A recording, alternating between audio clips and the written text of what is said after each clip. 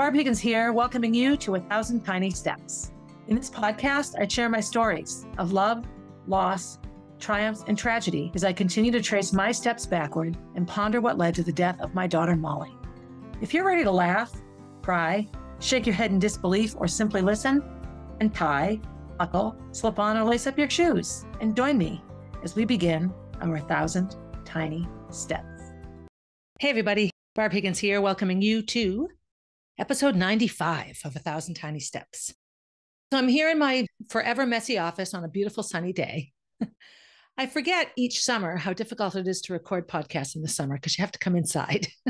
So I'm looking out all my windows at all the beautiful, finally fully leafed trees and the blue sky, and knowing that our fabulous blue rubber pool is now set up in the yard. Today I'm going to talk a little bit about community, and probably not in the way that you might think. I mean, we all, as humans, strive to find where we fit in. Go back to the cafeteria at school, and you want to have a table that you can sit at, that you feel like you're welcomed, that there's somebody to talk to, that you are with a group of people that accept you for who you are. And so as humanity morphs and changes, and constructs and definitions no longer fit the way they did a generation or two ago, sometimes community can get tricky. We see this all the time with political communities. We see it with racial communities. We see it with financial communities. We see it with religious communities, family communities, and we see it now more than ever with gender communities. And so when you redefine what something looks like, or you suddenly don't fit into any of the holes because none of them match the shape of your peg, right? The square peg, round hole thing, it can be very divisive. And I see this all the time. And I come into life like anyone else with my realities and how I feel about myself and who I am and what I believe. And I try very hard not to impose my beliefs on other people, because ultimately I don't live inside of anyone else. I don't live inside anyone's heart or their mind or their body. I live inside of me, and that's it. So ultimate empathy is very, very interesting sometimes. So I'm recording this on the very last day of May. So tomorrow is June. Yay. And it's amazing. I know that in the infinity of time, this millisecond between May 31st and June 1st is nothing, but it is such a weight lifted off my shoulders when the month of May is over. Not that I stopped being sad about Molly, but it's just the pressure's off. The word May just brings with it now so many sadnesses and so many heartbreaks. And in regard to Molly, the heartbreaks that came in June and July were much more Roy-based, and those are easier to intellectualize and approach cognitively as time goes by. There will be nothing ever cognitive or intellectually normal about Molly's death. This is sort of something I travel along. So I have a list here in front of me of all the different ways that we find community, that we identify with people. And so I'll start with money. I live in a pretty provincial town. I live in northern New England, or central New England, I guess. I always say that Concord is like a middle school cafeteria. You can never escape the table you sat at when you were 12. And the table in my town would be the neighborhood you grew up in, the park that you played in, the elementary school you went to. Now, we've done what all small towns do, is we've grown and we've consolidated and combined. So a lot of the real beauty of the neighborhoods that existed when I was growing up no longer exists. When I was growing up, every neighborhood had a walking distance school and a walking distance park, and you really identified with that part of town, which is a wonderful thing, but it can also be very divisive if you're never sort of crossing the track, so to speak, to a park not near where you live. So money oftentimes dictates where people live. There's a neighborhood in Concord, and for a long time it was called Mortgage Hill. And the reason it was called Mortgage Hill, it's this beautiful wide street with beautiful sidewalks and trees and ginormous Victorian era style houses, or lots of different styles, but they were built between 1850 and 1920, I would say. And these homes are large and beautiful, wood paneling, mahogany interiors, turrets, classic architectural gems. And these were the first homes in Concord that were built on a mortgage. So for some of you listening, you might not know that back in the day, you didn't build a house all at once. You didn't borrow money and build your house quickly.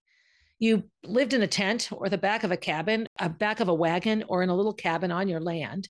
And you built your house as you could buy the stuff to build it. So you dug a foundation, and then you lined the foundation either with granite or whatever stone you were going to use. And you did that as you could afford it.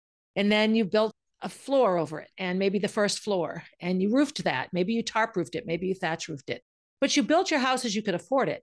Or if you were purchasing a house that was already built, you also purchased a house that you could afford. There was no such thing as mortgages and banks lending you money to do this. And so this neighborhood in Concord sort of represents those who could afford a mortgage. The more money you have, the more you can go into debt, I guess, right? That's a distinct neighborhood. A lot of the neighborhoods in my town have nicknames. There's a neighborhood called Fosterville, and it's based on a family with the last name of Foster that lived in that, sort of developed that neighborhood way back when. There's all sorts of little nicknames for the different areas in Concord. And each neighborhood, each geographical location has its own sort of unique history. And it's just an interesting thing to ponder as growth and change changes it and alters what it was like. Do I wish it was the same as it was when I was a little girl? No, not really. Because I know that you were only defined by your elementary school and your park on many, many levels when I was a little girl. And to break out of that definition, that sort of confine of your reality, was not easy. Concord has several public swimming pools, but if you had the money, you went to two private swimming pools. There's one at the country club and one called Capoco. There's nothing wrong with those places. They're beautiful places, but they attract a very, very specific kind of person. And so if you aren't that specific kind of person, you don't go there. And so those kinds of exclusions are tricky now, and they're hard to justify. People will, but I noticed that it's different. So I have this, lawsuit that I settled that suddenly makes me, I guess, in many eyes, very, very wealthy. I don't consider myself wealthy. And if you looked at my home and the style of car I drive and the fact that I haven't bought new clothes in 5 years, you wouldn't know that I would had any sort of financial settlement with anyone at all. I'm not a money person. I'm uncomfortable with it. I don't mind having my bills paid. I certainly like having enough money to buy food, but I have had times in my life where I couldn't do either of those things. And so having lived on both sides of that issue, I find the middle to be the healthiest place to be. Nobody should live in extreme poverty, and nobody should have so much money that they don't know what to do with it. If you don't know what to do with it, invest in programs that help people that don't have enough. That's not socialistic giving money to lazy people like some of my relatives would say.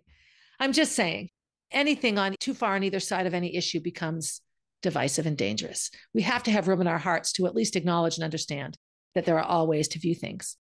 My money reality is that I certainly have enough money to buy a big house on Mortgage Hill if I wanted to buy a membership at a fancy pool or, wear designer clothes and drive a brand new Audi, but I don't. I drive my jalopy of a Subaru and my Crocs that I'm wearing. This past weekend was Memorial Day weekend. It was a while ago now, but my brother Jeffrey passed away. And my brother Jeffrey didn't know that I was his sister. He might have thought so, but for a long time in his life. And that's because family for me has been very much redefined. Speak to anyone who was adopted, speak to anyone who has been in foster care, speak to anyone who was raised by relatives that aren't their own, speak to anyone who has lost a member of their family and thus redefined how their family functions. Family, when I was a little girl, was shown in textbooks that I read as a mommy, a daddy, and children, and perhaps a pet.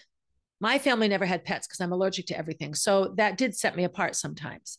But that was it. Anything that was different than that was a family that was different. Most of my neighbors, when I was growing up, parents were all married. The divorce rate was much lower when I was little. Does that mean that marriages were better then? I don't think so.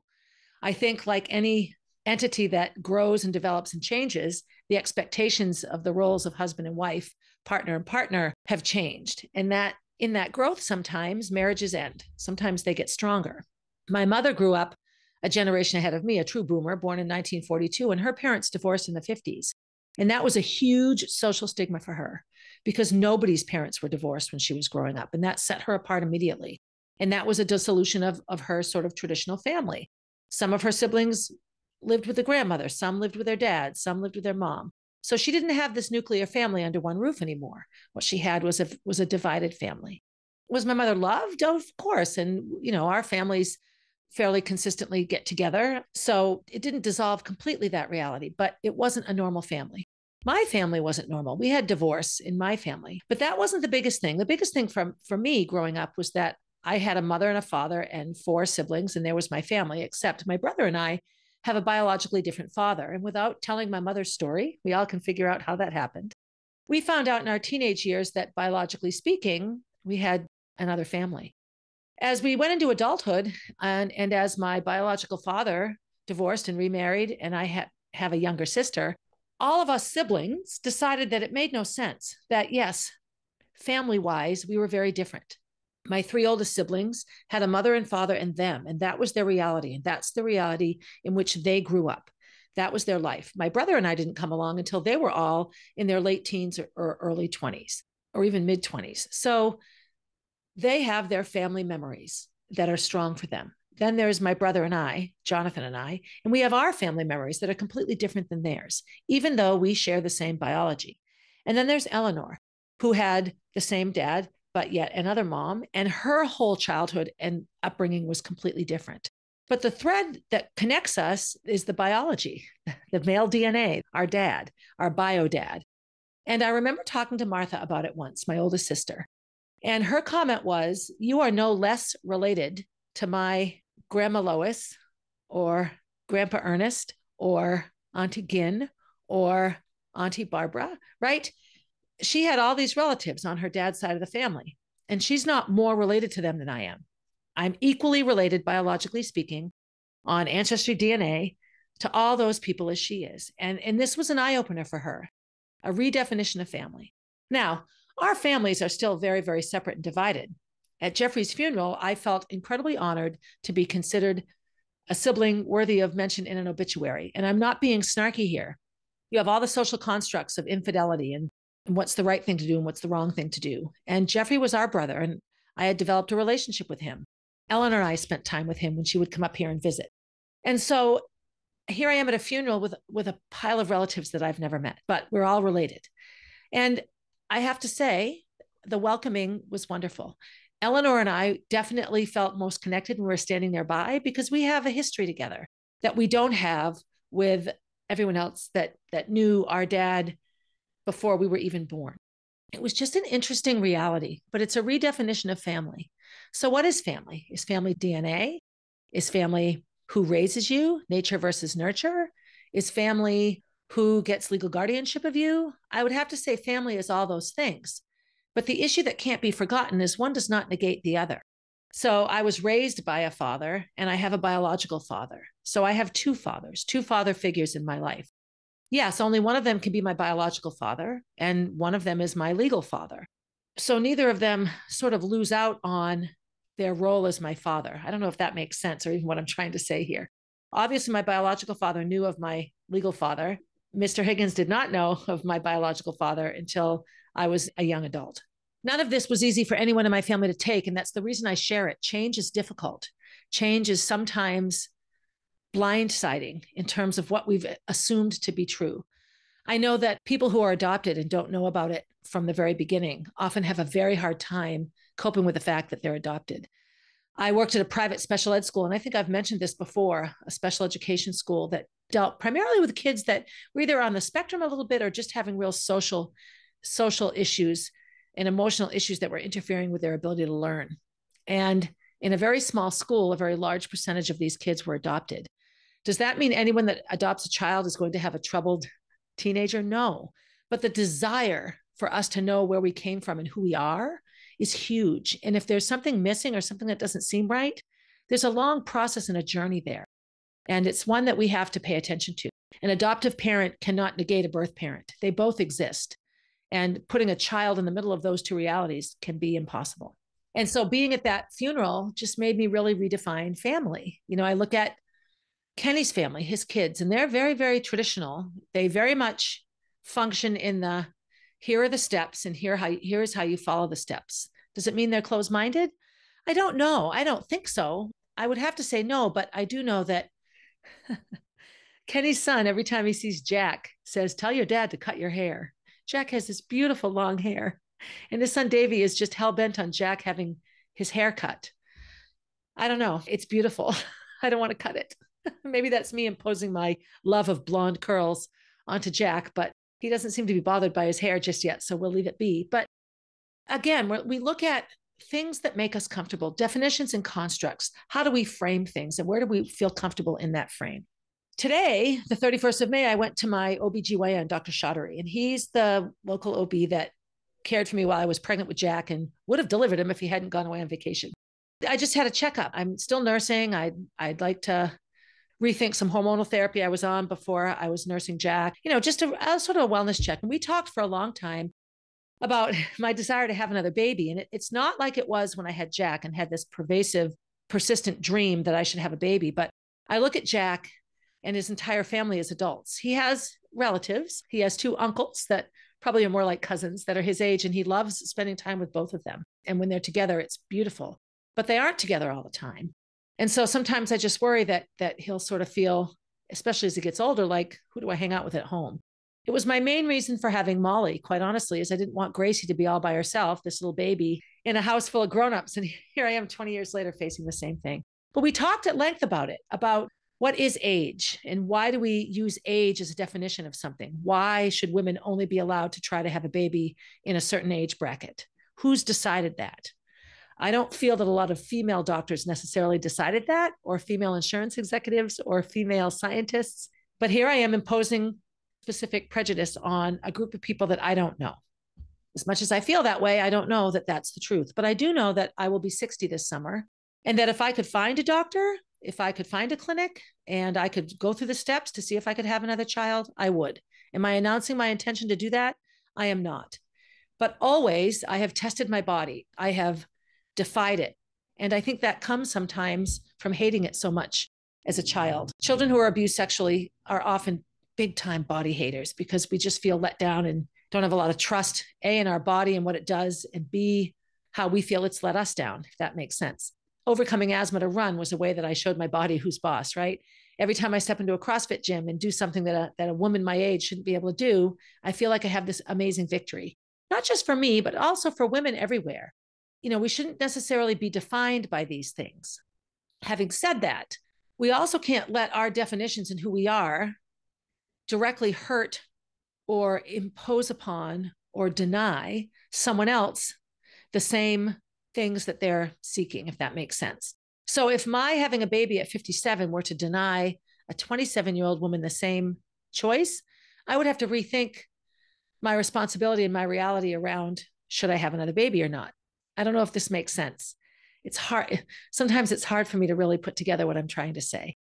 There are those who definitely feel that a woman my age has no business trying to have a baby. It's not my place to tell people how to feel. It just isn't.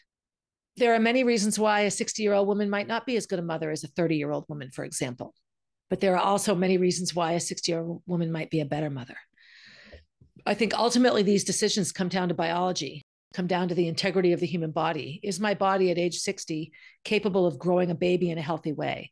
Is my body at age 60 capable of maintaining a pregnancy without causing me or the baby injury? This is where my age does matter. As much as I don't want it to, I wouldn't embark on something that would endanger myself or the baby inside me if it were clear that it was the wrong thing to do. I might not like it, and I might have to work around it. I might invest in ways to see what we can do to make 60-year-old bodies more able to have babies.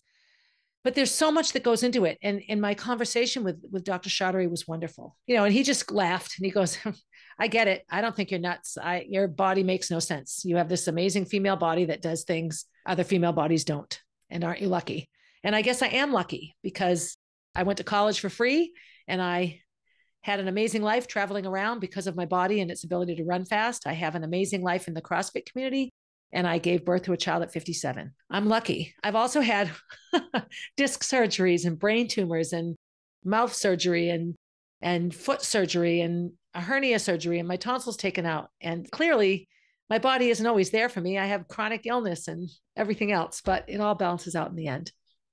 So for me, age is a number, and I don't like being told no just because of my age. There needs to be more questions. Religion is another big area that can be divisive. And I will be very careful here not to sound preachy. I'm a firm believer in faith. So whether you are a practicing Christian, a practicing Buddhist, a practicing Hindu, a practicing Baha'i, a practicing Jew, a practicing Zoroastrian, a practicing Muslim, there are so many ways that God shows us to himself. This is my opinion and my belief, and I have faith that I'm right. I'm not saying I am. That people that live anywhere in the world can find something that reflects the notion of God in them and find a way to worship and to live a life of service. When I became a Baha'i, which is my religion, one of the prerequisites was really to become well-versed in all the religions because Baha'is accept them all. A major belief in the Baha'i faith is that revelation is progressive, that God sends messengers as humanity needs them and to places that humanity needs them and in a way that humanity can accept them. And so a lot of how we can believe somebody is a messenger of God is if not only can we see God in that messenger, but can we see ourselves? This is in my mind, an integral piece of what makes a religious organization or doctrine work for its followers.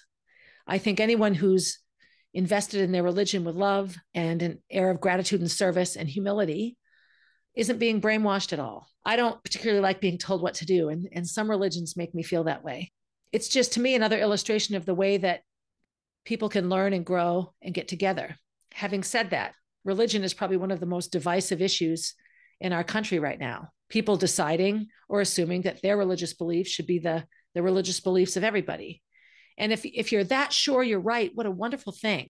But rather than become a tutorial imposer of your beliefs on others because you know you're right, the humble godlike thing to do in my mind, or even the humble human-like thing to do in my mind, would be to step back and pray and meditate for those around you to see the light as you think they should see it. I will never turn down a heartfelt prayer.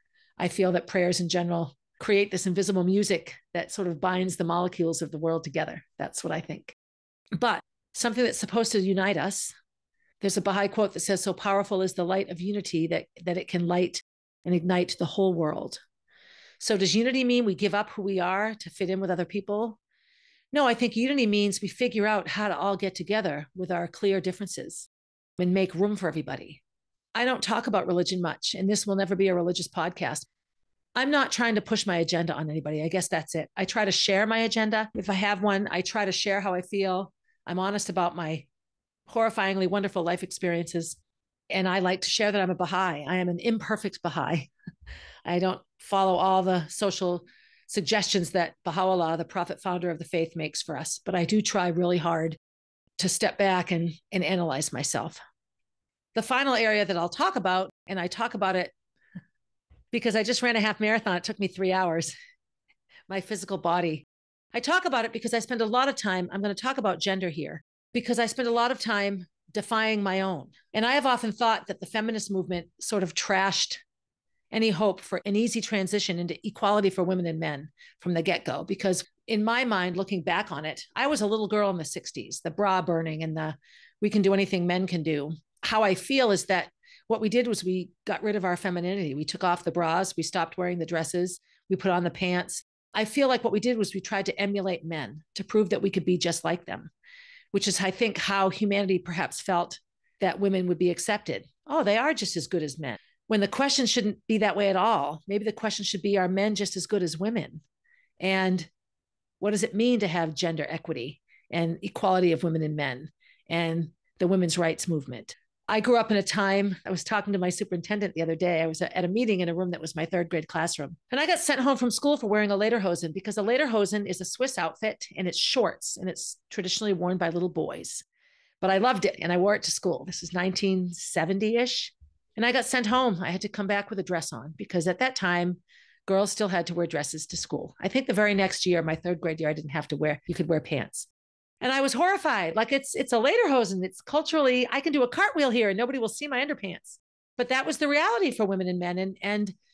And so by imposing a set of definitions on males and imposing a set of definitions on females, what we do is we take away any room for people who agree with their given assigned gender, any room to have variation in it. Why is it only women that are allowed to cry publicly? Why, when a guy does it, is it considered weak? Why, when a boy in a group of boys is the weakest one, he's called a sissy or a pussy? Those are words that describe women. So why is the weakest boy insulted with a word that means women? These are things that go through my mind all the time. I look at what does the female body and the male body, how does it actually matter in being a judge on a Supreme Court or being a secretary in an office or delivering milk or delivering mail or driving a truck or baking a cake or running a restaurant or editing a podcast or writing a book or being a news anchor or being a TV star or a movie star or acting in a play or playing a musical instrument or running in a race or lifting weights or moving furniture or fighting a fire, carrying a body out of a burning building, fighting a war. So many things bring into play questions about gender and how we should define it or not define it. I can't talk much about Molly's death, but I feel the fact that she was a 13-year-old girl who was super skinny played a very big role in what medical professionals assumed about her. I feel in the medical profession, we look at gender when we shouldn't, and we ignore it when we shouldn't. So when do we ignore it? Any testing company that tests medication completely ignores gender. 90% of medicines that men and women take are only tested on men. Why is this? Because the hormones that govern the female reality make testing drugs complicated. There are too many variables that will say yes or no, this drug will work. So if it works on guys, we can assume that a lesser dose will work equally well on gals. This is science for us. This is changing, but not like you would think. I have a relative that works in a lab that does testing on lab animals around medications and testing even on female mice and rats and the things that these medicines are tested on. Testing on females takes longer and costs more money because our bodies inside are much more complex. They're designed not only to sustain our own lives, but to grow and sustain another life. And so that creates an inequity. Men and women are not treated equally in medical issues because most of the medicine assigned and given to women was never tested on women. That's hard to take sometimes. Makes me a little leery of medication. I feel that Molly's gender was paid attention to in ways that detracted from her symptoms. She was vomiting. She had a numb tongue. She was dizzy. She had headaches. She got dizzy when she stood up in the morning. All of these things, when looking at Molly, were attributed to things that had nothing to do with the tumor in her head that nobody knew was there. If one doctor had said, what would I assume if Molly was Mark and Molly was a boy and had all these symptoms? What might I think is wrong there? Maybe I'll test for those things. That never happened.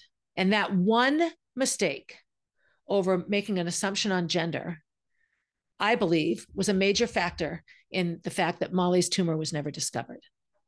Biology is tricky. It's very, very tricky. I have a lot of emotional feelings around athletics, and I don't have an opinion right now.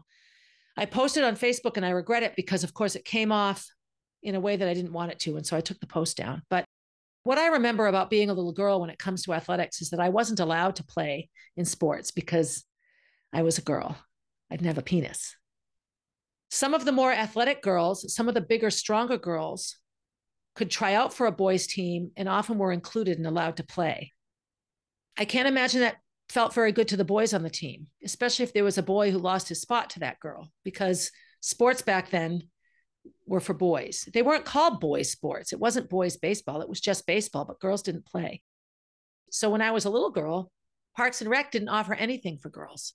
Little boys played Little League and T-ball. There was no T-ball or Little League for girls. There was no softball at that age at that time. Those activities for girls didn't come into play until I was maybe in late elementary school and middle school. When I was at Runlet and at Concord High School, there was cheerleading, there was field hockey. Girls wore skirts in that. There was track in the spring by the time I was in middle school, but only just. There was girls basketball and boys basketball, and there was softball. And that was it. At Runlet, there was no cross country in the fall for girls. The only Runlet sport in the fall was field hockey or cheerleading. Those were your two choices. I'm glad it's different now. When I went into high school, there were still minimal choices for girls. There was no soccer until my senior year. And even then it was a club sport. And the high school English teacher that coached it, Bob Cowan, did it on a voluntary basis. There were like 36 girls on that soccer team. It was huge. Some of my friends that had run cross country went out for soccer instead. Why not? They were the first Concord High School. Their picture made it into the yearbook. That was the fall of 1980. That was my senior year.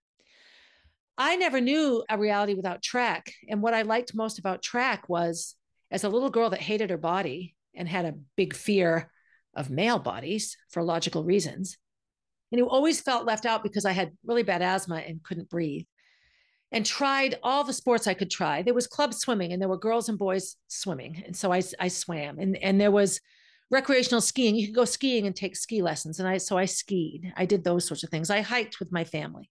So I had athletic endeavors, but nothing where I was on an actual sports team. And Coach Ludi started the first ever girls track team at Concord High School. And that was 1975.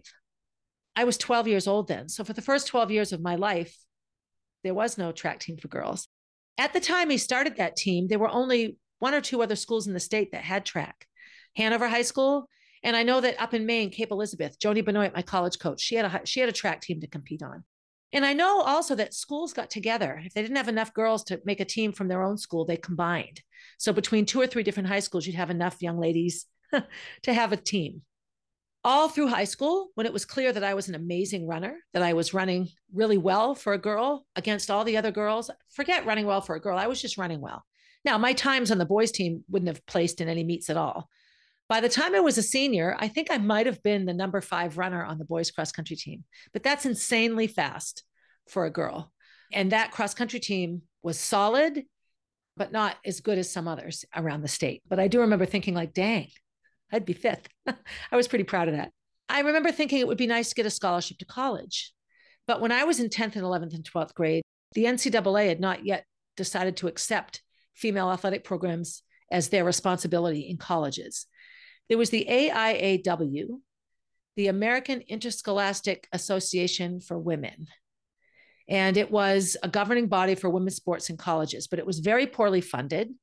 And it didn't provide scholarships ever. It provided championship events so that if you were running for a college, you'd have meets to go to and compete against other women.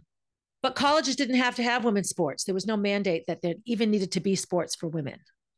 So I thought, well, that's not fair. Just because I have a vagina here, why do I not get to compete? But I was never going to be fast enough to get a scholarship on a men's team because biologically speaking, men and women are very different when it comes to tasks of the body. So my senior year was big news for Title IX. Title IX became official and officially made it unacceptable for girls to be kept out of sports simply because they're girls. The NCAA had to provide programs for women. So they did not put us on men's teams, they created women's teams. So that was a huge step in the right direction. I remember applying to several colleges and choosing colleges that were going to have NCAA scholarships available. It took colleges a long time. Left up to the colleges to fund these sports. The NCAA didn't suddenly give money. Title IX didn't award colleges money to now pay for women's sports. So here's what happened. I got a full scholarship to college, as well I should have. I was fast enough. I was the first high school girl to break 5 minutes in the mile in the state of New Hampshire ever. And that was in 1981. And I think there's only been maybe 12 or 13 girls since then who have gotten under 5 in the mile. That is hugely, impossibly difficult for a high school girl. I got my scholarship to college, as did 6 other women. I remember riding the van to cross-country camp in the fall of 1981 and feeling so excited that I was a full scholarship athlete as an NCAA athlete at a Division I university. It validated all my hard work. And I remember in the fall, we got some animosity from some of the male athletes, the male football players specifically. Now they had to have a girls' locker room, and now they had to have a wing under the building of old locker rooms. They built new locker rooms for the men, and we were given the old men's locker rooms. And so there was a big group shower room. Girls don't have group showers. And the best way I can share why is that if you're having your period and you have a tampon string hanging out of your vagina, you don't want to stand in front of other people. So you don't want to bathe in front of people. Or if you don't use tampons and you're having your period, you don't want to bleed in front of other people. That might sound gross, but that's the reality of it. So that was a different shower situation for us. It was difficult. I mean, sometimes we didn't care, but it was one of those things that was just really strange. There was some animosity from some of the male athletes. And when I asked the athletic director to explain that to me, it actually was an assistant athletic director, this amazing man that was a prisoner of war for like 30 years. Anyway, he was an amazing human being. And he just said, well, BU athletics isn't well funded. And so we had to give up some male sports to afford the female sports. So in the eyes of the football team that only lasted 2 more years at BU and then wasn't continued, and in the eyes of several sports at colleges nationwide, men's sports were cut because they had to have an equal number of opportunities for men and women. So I get it. I wouldn't have liked that. Why should I stop playing baseball as a guy because there isn't a women's softball team? Like, what does one have to do with the other? And it was funding.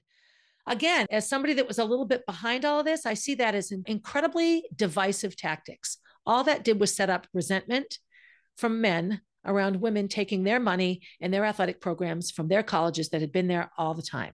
BU had football forever and ever, and then it didn't. As a woman, I feel very grateful that BU was willing to do all of these things so that I could have a seat at the table, so that there was a girls' track team, a women's track team for me. But was it fair to have to cut men's programs to make that happen? Oh, heck no. And by setting it up that way, by saying, well, we can't afford all boys, so we have to get rid of half the boys to make room for the girls, I think just continued the divisiveness and continued the inequity. It's more of girls wanting to be like boys. How about people wanting to be like people? I have great concern for human beings that don't feel comfortable in their skin. I have spent my whole life not feeling comfortable in my skin. I also have great concern for people who feel that some place that they should rightfully be able to be at, they're being locked out of for reasons beyond their control. I think anyone, regardless of how they identify gender-wise, deserves a seat at the table. That's the bottom line. The tricky part is there an existing table that makes sense? Or do we need to create a new table? Do we need to redefine the tables? Everything I see in the athletic endeavors around the current gender issues hurt women. And I have to be very careful how I say it, because I'm not going to fight back and say this is wrong. I don't know what's right and wrong. I don't think right and wrong are even the right words to use. I have spent the last week or so reading and talking with friends of mine who are on all sides of the LGBTQ issues and just men and women and equitable behavior in general. Women in my family didn't go to college because why would they? Their job is to get married and stay home and have babies. You know, I didn't have babies until I was formally too old to have them. And that's my continued MO. We have to be able to step back and redefine and rethink and look at how we create opportunities for our kids and how we treat those who aren't like us. I sound preachy here, don't I? I don't mean to be. I don't want someone to tell me how to think, and I don't want someone to tell me I'm wrong. I'm not wrong. And neither is the person who believes completely opposite than I do. They're not wrong either.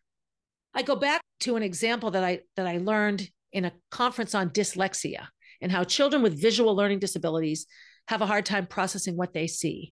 So I want you to think of the letter B, a lowercase b, B as in boy. Now, that has a shape to it. It has a straight line and a circle at the bottom that attaches. I'm making one with my hands if you're watching. But that very same shape when turned around is a D. That very same shape turned upside down is a Q. That very same shape turned around is a P. So you have one shape that completely changes what it represents and what it is, depending on how you look at it, depending on whether it's facing you this way or that way, or if you're underneath it or over it. It's the same shape.